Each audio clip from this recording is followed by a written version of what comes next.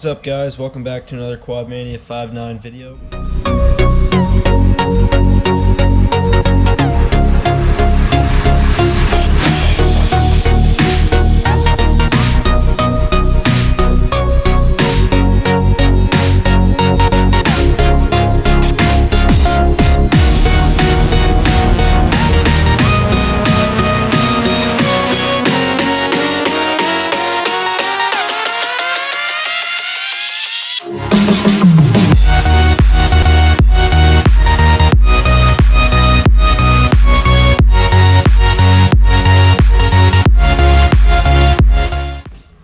Have something a little different for you here today. It's not a Kodiak or an ATV, it's actually a UTV, or some people don't even call it that. It's a 2019 RZR RS1. Yeah, it is a 19. That's the second model year for this bike. It's got 1,000 cc's in her. I believe it's running 110 in terms of horsepower.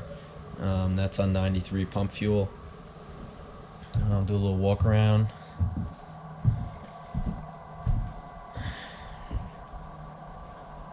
It's a dual overhead cam, naturally aspirated, non-turbo. It's a ProStar motor.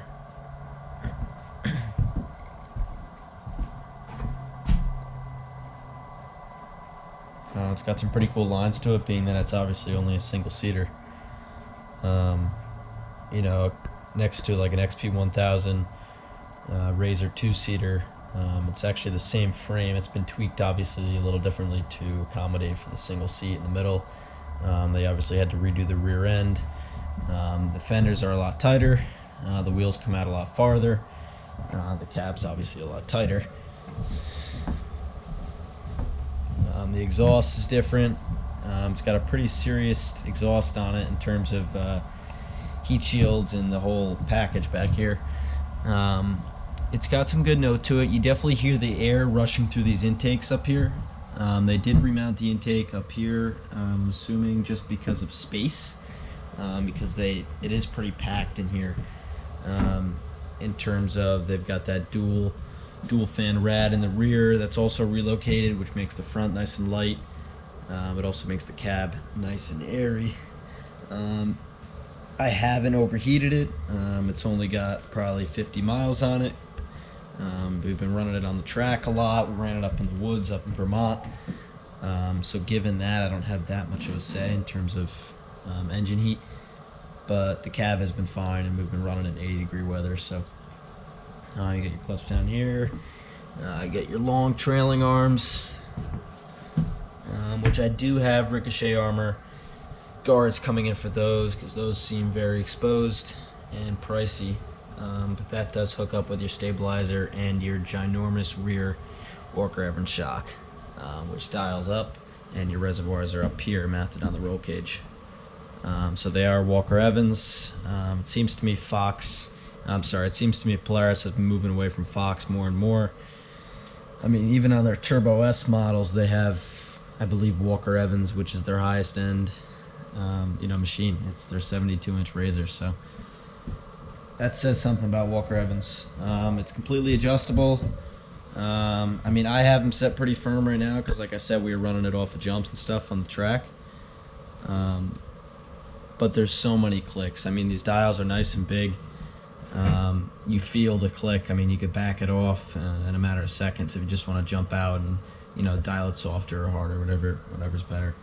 But you got your two fans back here, which are pretty sweet, and they're loud. Like, you'll hear them when they kick in, and they move a lot of air.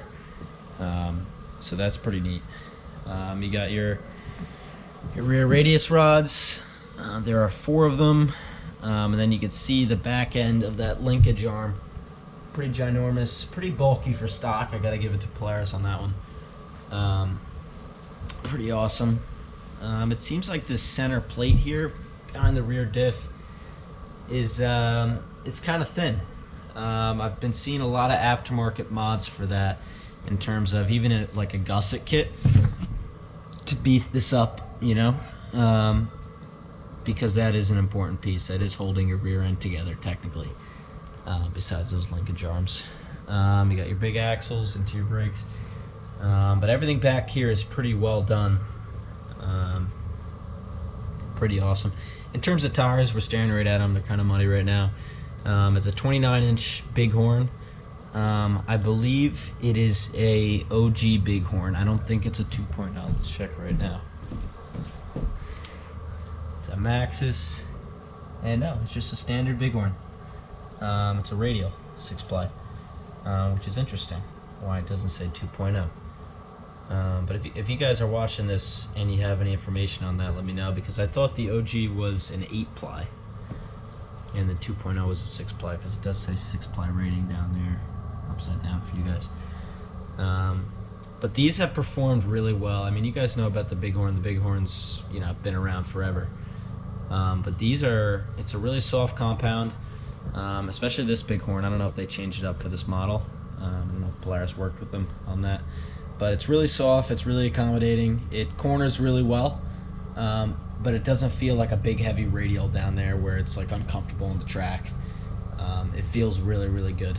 So props to them for giving a good tire on here out of the box. In terms of wheels, it's just a 14-inch cast wheel, and again the Bighorn is a 29 by 11 wide in the rear, sitting on a 14, and I believe it's probably a 9 wide in the front. So that's it for the rear. You're not getting much for protection back here for the radius rods or axles, anything really, linkage arms. You get this little plastic guard for the front of your shock, but nothing.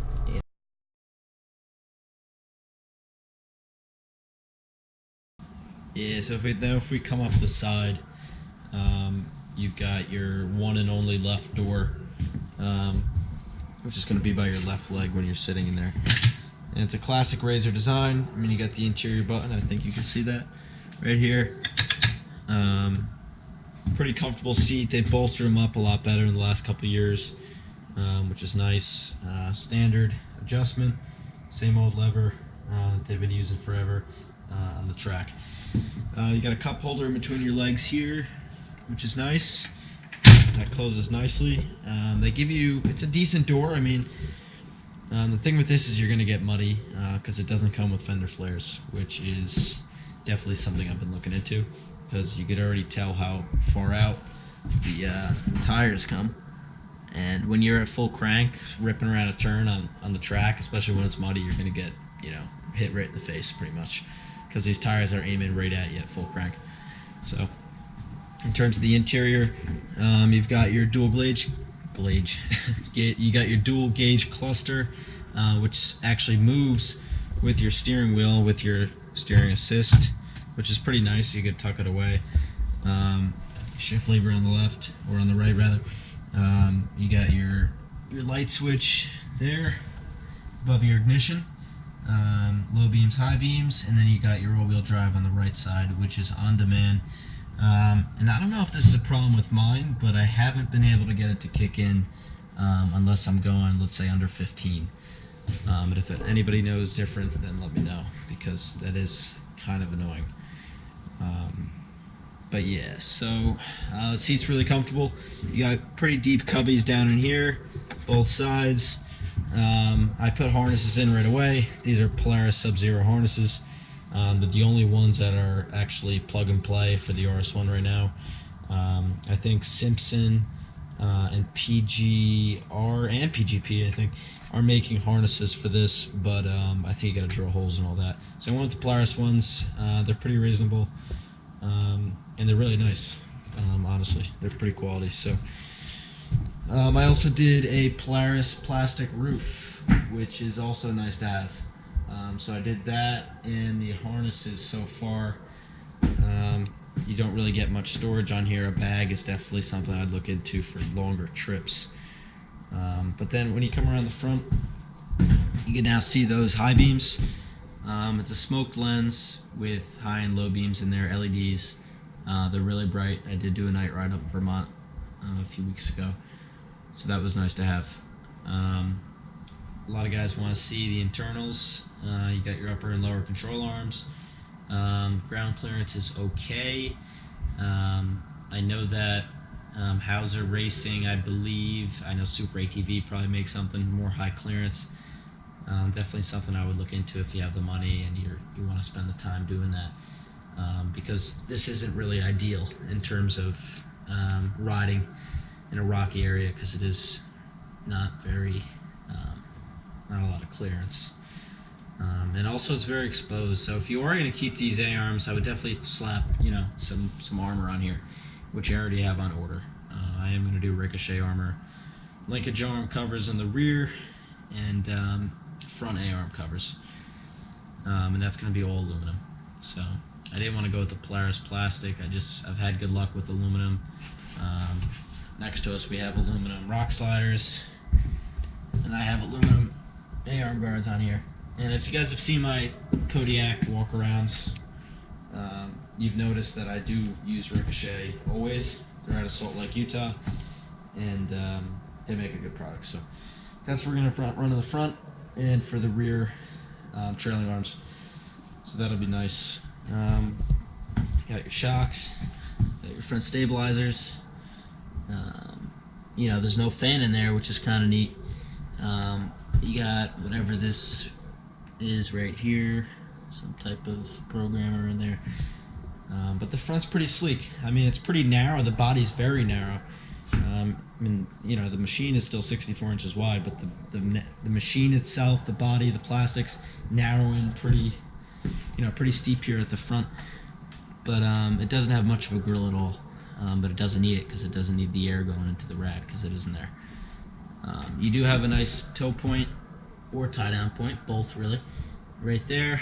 You also have one in the rear. Nice big CV boots, beefy axles they give you on here. A lot of guys are going aftermarket anyways. Like I said, it depends what you want to do.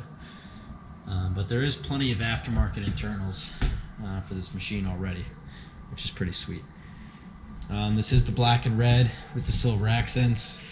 They make a white, black, and red, I want to say, which you don't see very often.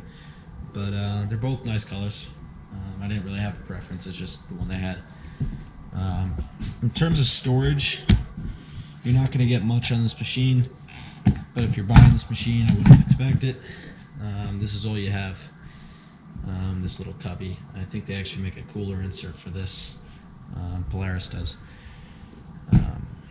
But yeah, you're not going to be carrying much. You could fit a toe strap in there, maybe a patch repair kit, air compressor, but that's about it. But I'm assuming this doesn't get warm in here, because the radiator isn't under it, nothing's under there. So that's decent if you want to throw waters or sandwiches in there.